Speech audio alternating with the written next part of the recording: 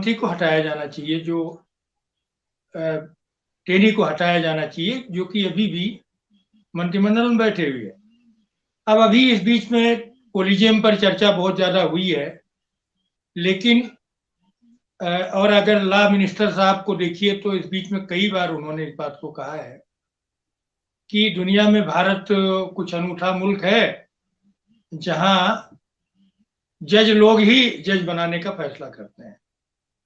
तो अब आप मुझे बताइए, कैबिनेट कौन बनाता है? कैबिनेट क्या कोई बाहर से बन के आती है?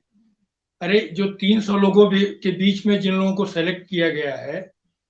उनमें से तो टेनी साहब भी हैं। उन्हीं में टेनी साहब भी है, जिनको लेके पूरा अपोजिशन और लगातार ये कहता रहा है कि साहब इस मामले में जब तक कि कोई फैसला ना आ जाए। तो अब आप ये देख लीजिए, जो आदमी होम मिनिस्ट्री में बैठा हुआ है, उसका उससे सीधा जुड़ा हुआ प्रकरण में तो एक पक्ष ये है। दूसरी चीज ये है कि क्योंकि होम मिनिस्ट्री ठीक है कि स्टेट का सब्जेक्ट है पुलिस, ठीक है ना, लेकिन एक गृह राज्य मंत्री के मामले में राज्य की पुलिस क्या भूमिका निभाएगी इस पूरे मामले में? हो सकता है कि फास्ट ट्रैक कोर्ट की बात हो, क्योंकि ये सामान्य मामला नहीं है। ये डेमोक्रेसी में एक निर्वाचित व्यक्ति, उसमें केवल किसानों पर गाड़ी चढ़ाने की बात है, और केवल बात वहीं तक नहीं है। ये पूरा का पूरा मामला अगर आप गौर कर रही होंगी तो इसका एक सांप्रदायिक पुट है, क्योंकि लखीमपुर खीरी में जो संदेश देना था वो सिखों को देना था, जो कि वो अल्पसंख्यक ही है, कोई ऐसे वो नहीं। और जिस तरीके के पूरा घृणा अभियान पूरे किसान आंदोलन में चला है, इसके पूरे नेपथ्य में अगर आप जाकर के देखेंगे तो सारे सवालों का जवाब आएगा। और ये निश्चित तौर पर जो अभी जो और चर्चा चल रही थी कि उपराष्ट्रपति जी ने जो एक मुद्दा उठाया है, वो बेसिकली उन्होंने 7 दिसंबर को भी ये बात कही थी, जब अपना पहला उनका जो स्वागत भाषण का जवाब दे रहे थे, तब भी उस बात को उठाया था। और वो उनका अपना एक न्यायिक मामलों में उनकी एक अपनी समझ है, और वो क्या कहते हैं। लेकिन अगर आप गौर करेंगे, रोज लॉ मिनिस्टर का क्या बयान आता है जुडिशरी के बारे में, और मुझे ऐसा लगता है कि उनके बयानों को ही अगर आप गौर से देख लीजिए तो समझ में आएगा कि न्यायपालिका और कार्यपालिका के बीच में टकराव ले आने का काम कोई और नहीं कर रहा, बल्कि लॉ मिनिस्टर ही कर रहे हैं, जो मैं समझ पा रहा हूं जितना। क्योंकि हायर जुडिशरी के बारे में, सुप्रीम कोर्ट के बारे में रोज अगर आप देख रहे होंगे, दूसरे चौथे पता नहीं कितने तरीके की टिप्पणियां जो है। और अब मैं ये देख रहा हूं कि सुप्रीम कोर्ट की ओर से जितना आ रहा है, आप देखिए चीफ जस्टिस ऑफ इंडिया का जब भी ओथ होता है, आपने गौर किया होगा कि हमेशा उनके शपथ ग्रहण समारोह में प्रधानमंत्री जाता है। ये जो चीफ जस्टिस का जो था, उसमें आपने देखा कि क्या हुआ। उसके अलावा जिस तरह की पूरी घटनाएं चल रही, तो न्यायपालिका और कार्यपालिका के बीच में एक टकराव सीधा सीधा दिख रहा है। और वो अभी जो है, जबकि हालत ये नहीं है कि यहाँ दुबे जी वगैरह सब सीनियर लोग बैठे हैं, जो नरसिंह राव के पीरियड में जो एक टर्मोलॉजी चली थी न्यायिक सक्रियता की, तो न्यायिक सक्रियता का वैसा दौर नहीं है अभी। तो रूटीन में ही चीजें चल रही हैं, तभी हालत है। और जुडिशरी में फैसलों को प्रभावित किया गया है, नहीं प्रभावित किया गया है, लेकिन मैं इस बहस में नहीं पढ़ना चाहता, लेकिन पूरे देश के लोगों ने देखा है कि पूर्व मुख्य न्यायमूर्ति महोदयों को के कैसे कैसे अपॉइंटमेंट हुए हैं, उसमें क्या कुछ पक्ष है, इसके बारे में बहुत अधिक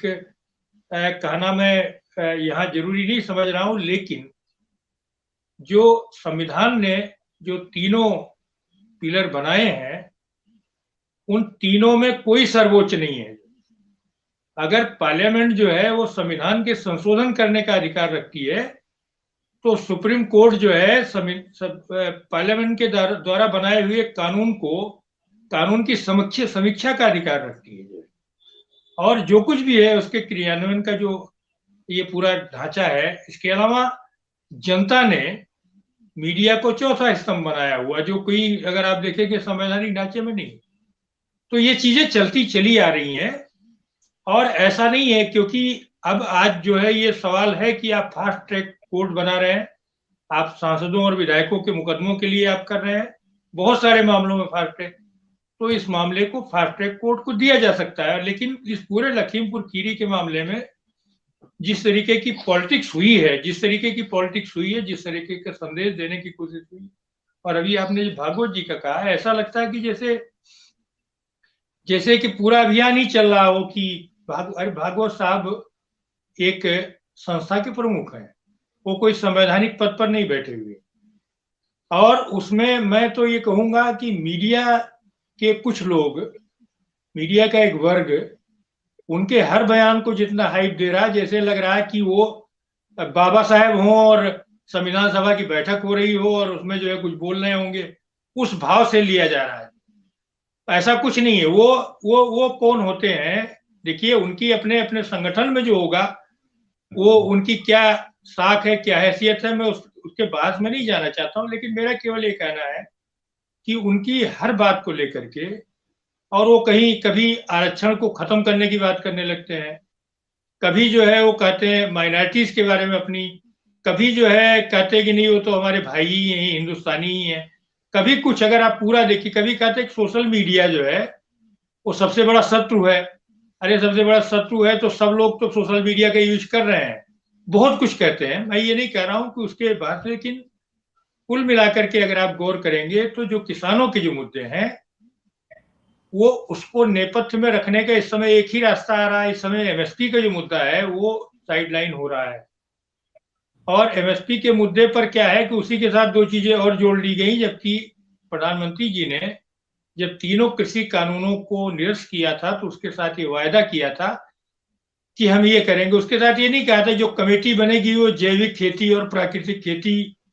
के मामले को भी उसी तरीके से पड़ताल करेगी और 5 साल 4 साल 3 साल नहीं लगाएगी,